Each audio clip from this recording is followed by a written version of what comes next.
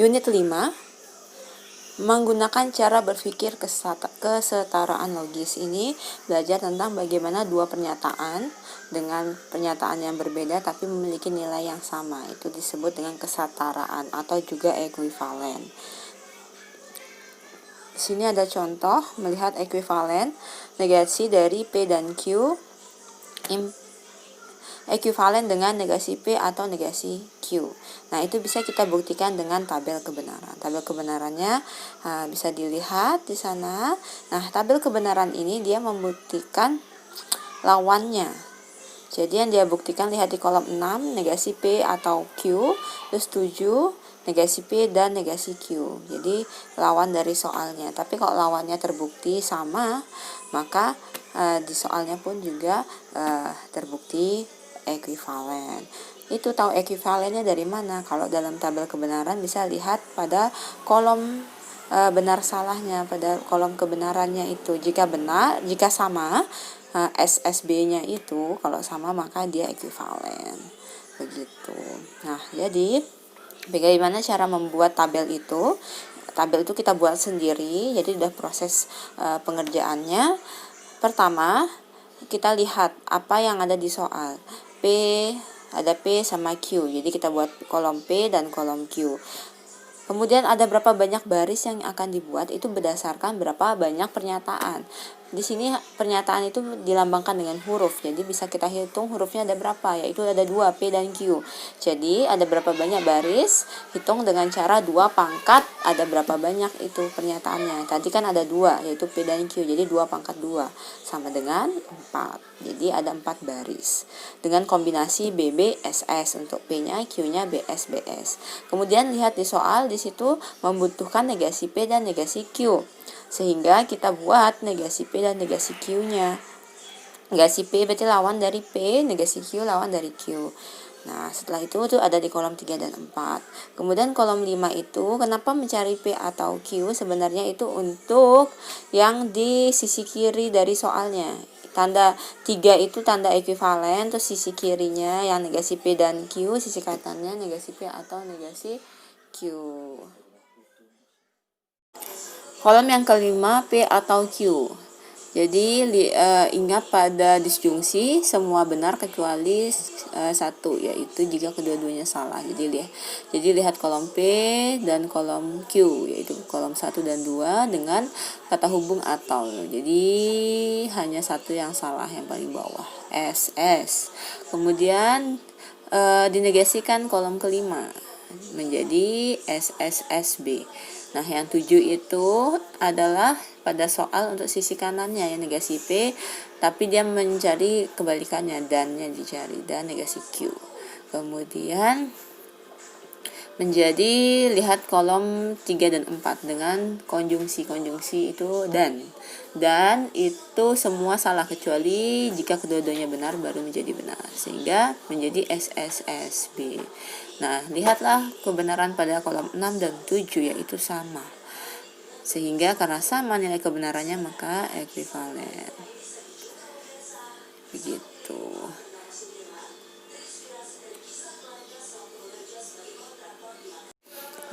Latihan soal unit 5. Nomor 1, buatlah tabel kebenaran dari pernyataan berikut. Nah, ini membuat tabel kebenaran itu sama seperti tadi. Yang A itu nanti di sini kan ada 2 huruf P dan Q. Jadi nanti buat 4 baris karena ada 2 huruf, ada 2 pernyataan jadinya. Nah, kemudian apa lagi yang dibutuhkan untuk mendapatkan yang bagian A ini? Kita butuh negasi P. Jadi sudah buat kolom P, buat kolom Q, kemudian kolom yang ketiga buatlah kolom negasi P. Negasi Q nggak usah dibuat karena di sini tidak dibutuhkan. Jadi buatlah kolom yang dibutuhkan saja agar bisa menghemat waktu. Kemudian negasi P dan Q.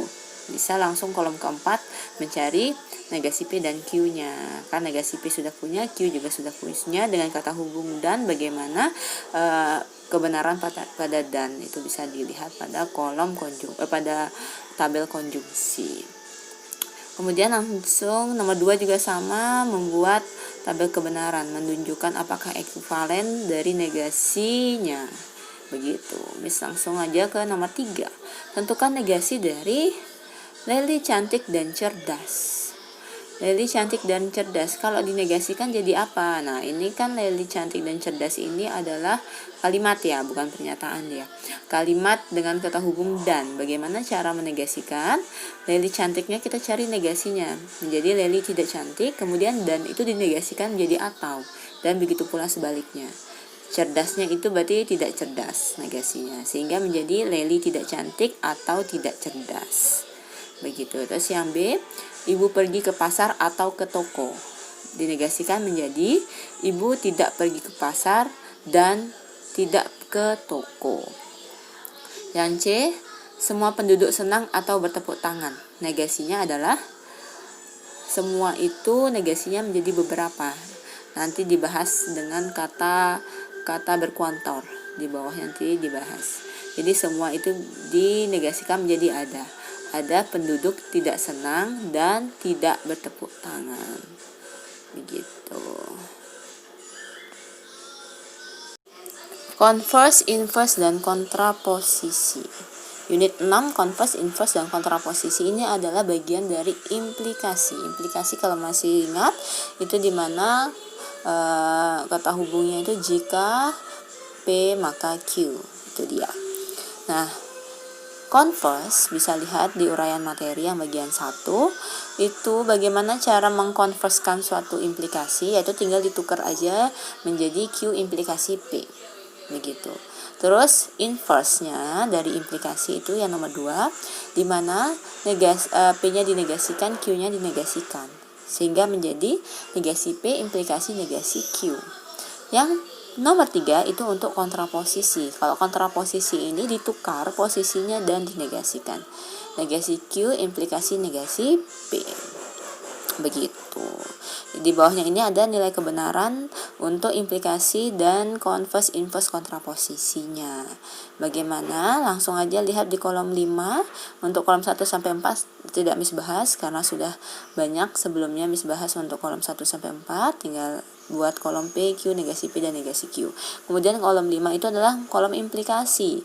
Kolom implikasi juga sebelumnya sudah ada di atas. Miss bahas sedikit. Itu semua benar kecuali pernyataan pertama benar, kedua salah. Jadi ada satu yang salah. Begitu. Kemudian converse itu adalah ditukar ya P dengan Q-nya dengan kebenarannya menjadi BBSB. Kemudian inverse itu dinegasikan masing-masing pernyataan implikasinya menjadi nilai kebenarannya BBSB. Kontraposisi itu nilai kebenarannya adalah BSBB. Kalau kita lihat antara implikasi dan kontraposisi memiliki nilai kebenaran yang sama, BSBB. Nah, maka implikasi dan kontraposisi itu ekuivalen. Sedangkan converse dan inverse itu memiliki nilai kebenaran. Jadi itu juga ekuivalen. Jadi implikasi ekuivalen dengan kontraposisinya. Kalau converse dengan inverse. Begitu.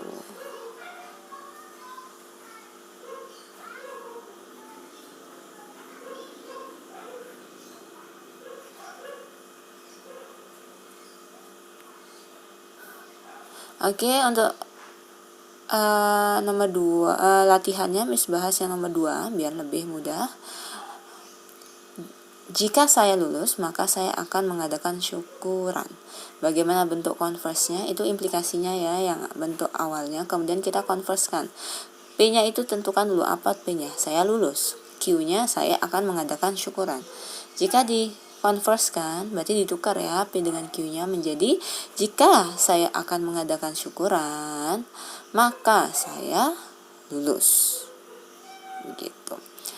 Nah, inverse-nya adalah jika saya tidak lulus, maka saya tidak akan mengadakan syukuran. Kontraposisinya, jika saya tidak mengadakan syukuran, maka saya tidak lulus. Itu dia. Dan seterusnya tidak Miss bahas, bisa dicoba sendiri. Kemudian unit 7 menggunakan cara berpikir tautologi dan kontradiksi.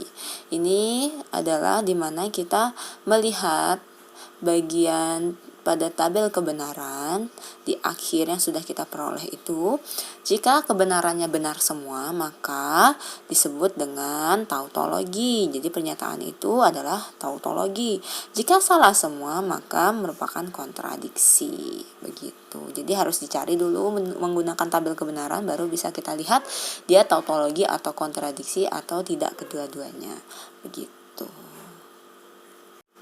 Oke, selanjutnya unit 8 menggunakan cara berpikir eksistensial. Nah, ini kalimat berkuantor. Kalimat berkuantor itu ada dua, yaitu universal dan eksistensial. Kalimat universal itu adalah kalimat yang dimana menggunakan kata semua atau setiap. Begitu. Dilambangkan dengan A kebalik. Di modul di uraian materinya sudah ada. Kemudian kalau eksistensial itu menggunakan kata bisa ada, beberapa, terus terdapat juga bisa. Dilambangkan dengan E kebalik. Itu dia. Bisa langsung ke latihan sekaligus bahas contoh. Latihan nomor 1. Latihan soal unit 8 nomor 1. Periksalah apakah pernyataan berikut kuantor universal, kuantor eksistensial, atau lainnya. Kemudian tentukan nilai kebenarannya. Yang A, semua anjing berkaki 4. Itu kebenarannya itu adalah benar. Dibilang menggunakan kata semua berarti kuantor universal. Kemudian yang B, beberapa bilangan prima adalah genap. Beberapa bilangan prima adalah genap. Ada bilangan prima yang genap, itu hanya satu, yaitu angka 2. Itu benar, karena beberapa itu ada satu saja sudah benar. Begitu. Dan menggunakan beberapa berarti dia kuantor eksistensial. Yang C, kuadrat setiap bilangan real adalah non-negatif. Kuadrat setiap bilangan real adalah non-negatif. Ini pernyataannya benar karena semua yang bilangan dipangkatkan 2 hasilnya akan positif. Gitu. Mau dia bilangan negatif dipangkatkan 2 maupun positif maka hasilnya akan menjadi positif. Ini adalah pernyataan yang benar dan menggunakan kata setiap berarti dia universal. Kemudian yang D, setiap persegi adalah persegi panjang. Apakah benar? Jelas tidak ya, ini kebenarannya salah. Menggunakan setiap berarti ini universal. Yang E, setiap bilangan dengan angka satuan 0 habis dibagi 5. Satuan itu angka yang paling terakhir, berarti kalau diakhiri dengan angka 0 katanya habis dibagi 5. Habis dibagi itu artinya tidak ada koma. Itu benar. Karena semua yang belakangnya 0 dibagi 5 itu akan tidak ada komanya. Terus menggunakan yang E menggunakan setiap berarti universal. Yang selanjutnya bisa dicoba sendiri. Pembuktian dan penarikan kesimpulan. Penarikan kesimpulan itu ada 3, yaitu silogisme, modus ponens, dan modus tollens. Kesimpulan itu adalah di mana kita akan menarik sebuah kesimpulan dari beberapa pernyataan yang diberikan. Pernyataan di sini dinamakan dengan premis. Jadi akan diberikan 2 premis 1 dan premis 2. Nah, premis 1-nya itu dalam bentuk implikasi. Kalau premis 2-nya bentuk implikasi juga maka itu adalah silogisme. Bagaimana cara penarikan kesimpulannya untuk silogisme? Yaitu lihat aja contoh diberikan premis. Nah, itu ada dua kalimat atau pernyataan. Pernyataan pertama itu premis 1, pernyataan kedua itu premis 2. Premis satunya, jika X bilangan ganjil maka 2X bilangan genap. Jadi X bilangan ganjilnya P, 2X bilangan genapnya itu Q. Premis 1, P implikasi Q. Kemudian premis 2, jika 2X bilangan genap maka 2X plus 1 bilangan ganjil. Nah, tadi 2X bilangan genap itu sudah kita misalkan sebagai Q. Itu ada di premis 1-nya tuh sebagai Q-nya. Kemudian 2X plus 1 bilangan ganjil. Nah, itu kita misalkan sebagai R. Sehingga premis 2-nya adalah Q implikasi R. Nah, premis 1 P implikasi Q, premis 2 Q implikasi R. Nah, Q-nya bisa kita coret sehingga kesimpulannya menjadi P implikasi R. Yaitu dalam kalimat menjadi jika X bilangan ganjil maka 2X plus 1 bilangan ganjil. Itu yang dimaksud dengan penarikan kesimpulan. Kita mengambil kesimpulan dari beberapa premis. Untuk solusi logisme. Sekarang yang B, modus ponens. Modus ponens langsung saja Miss ke contoh. Premis satunya, jika 2 tambah 4 sama dengan 6, maka 6 lebih dari 2. Jadi P-nya adalah 2 tambah 4 sama dengan 6. Q-nya 6 lebih dari 2. Jadi premis 1 P implikasi Q. Terus premis 2-nya 2 tambah 4 sama dengan 6. Itu sudah ada di atasnya, kita misalkan sebagai P. Sehingga premis 2-nya adalah P. Nah, premis 1 P implikasi Q, premis 2-nya P. Kita coret P-nya. P-nya atas sama P bawah. Premis 1 dan premis 2-nya kita coret P-nya. Yang tersisa apa? Q. Nah, Q lah kesimpulannya. Jadi kesimpulannya adalah 6 lebih dari 2. Modus yang terakhir yaitu modus tollens yang ketiga. Langsung aja ke contoh 3, diberikan premis. Premis satunya, jika hari hujan maka Ali membawa payung. Premis 2, Ali tidak membawa payung.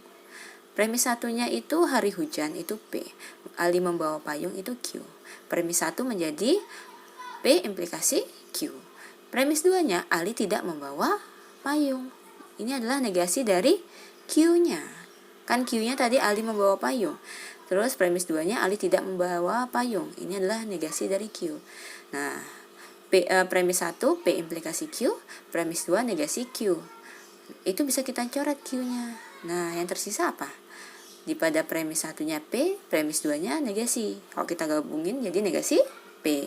Sehingga kesimpulannya adalah kalau negasi P, tadi P-nya hari hujan, dinegasikan menjadi hari tidak hujan. Begitu. Untuk latihan soalnya bisa dicoba sendiri.